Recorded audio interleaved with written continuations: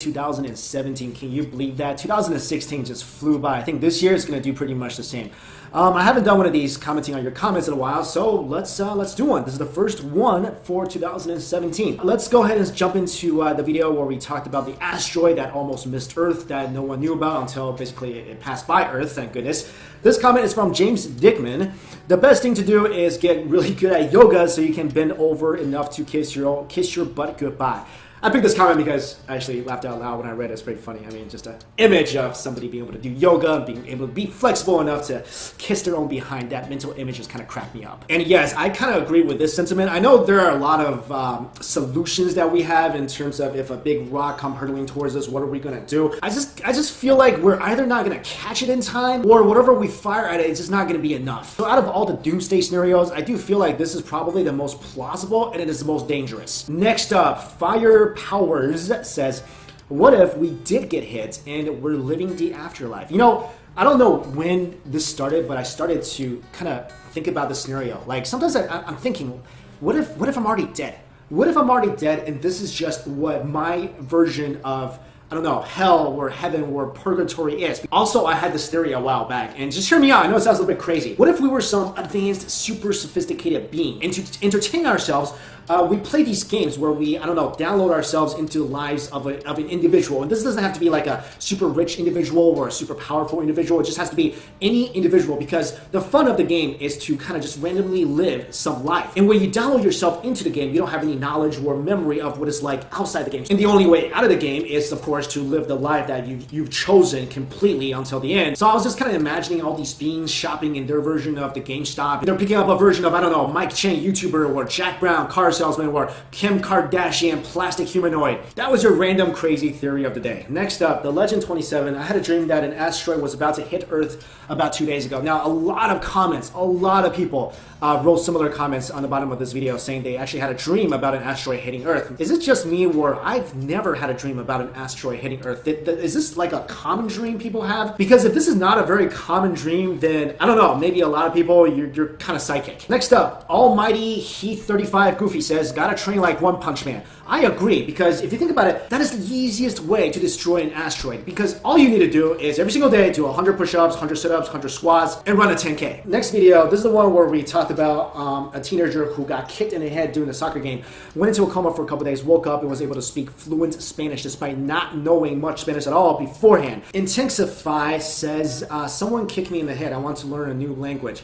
I mean, I wish I knew how that worked. I mean, if all you need is a good whack on the head to learn a different language, sign me up for that any day. Next up, Fruits Chimpo Samurai says, learning Japanese, throw themselves down the stairs, wakes up and speaks fluent Japanese. Or learn Japanese, throw themselves down the stairs, never wake up. Could go either way. Next up, this is a video about a possible ancient Asian Egyptian city hidden in the Grand Canyon.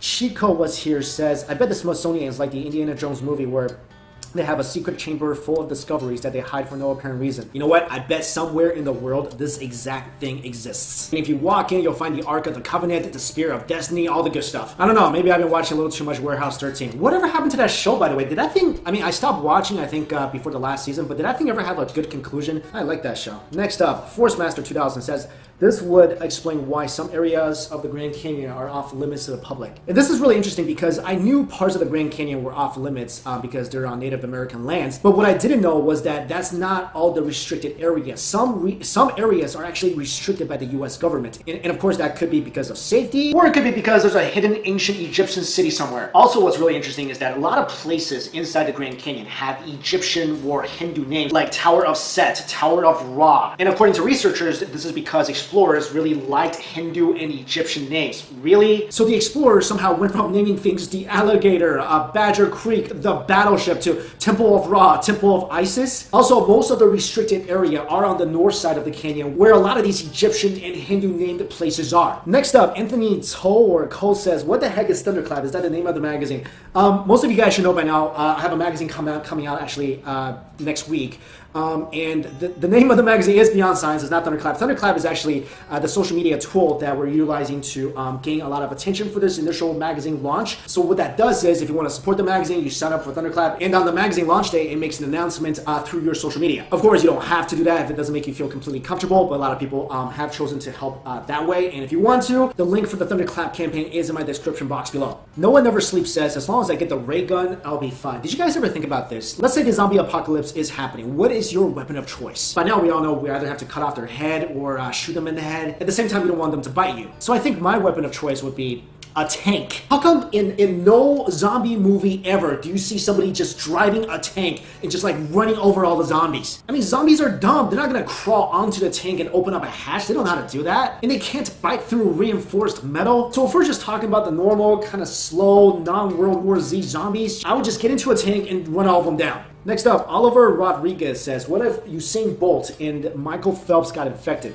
We couldn't go land or water. That's a pretty funny comment, but how did he get infected? Who outran? Which zombie outran Usain Bolt? But yeah, that would suck. Can you imagine? You see a zombie, you're like, I can outrun that zombie. Then it turns out to be the zombie of Usain Bolt, and it moves just as fast. So I guess you can only hope that you meet the zombie of Usain Bolt in water, and you meet the zombie of Michael Phelps on land. Next up, Onaga76 says, does anybody know how much this magazine is going to cost? Okay, again, I know there has been a lot of questions about this magazine. So as I mentioned about the magazine, there's a team of writers and researchers, about a dozen people. And of course, they've got to live, they've got to eat. The magazine at this point is going to be priced at $3.99 per month. And of course, we're going to give you guys a 30-day free trial. So if you like it, please subscribe. If you don't like it, no worries. Next up, Garrick Tate says, I can't wait for the new magazine to come out. Is there any way I can be involved or contribute?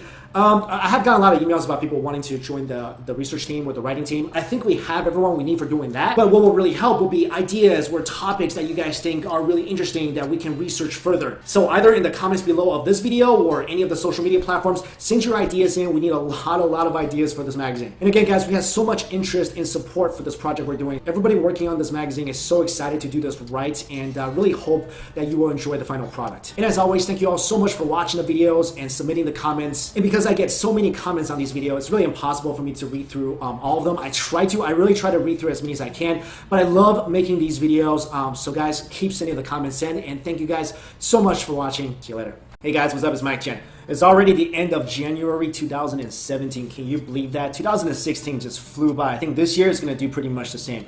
I haven't done one of these commenting on your comments in a while, so let's do one. This is the first one for 2017. Let's go ahead and jump into the video where we talked about the asteroid that almost missed Earth that no one knew about until basically it passed by Earth, thank goodness. This comment is from James Dickman.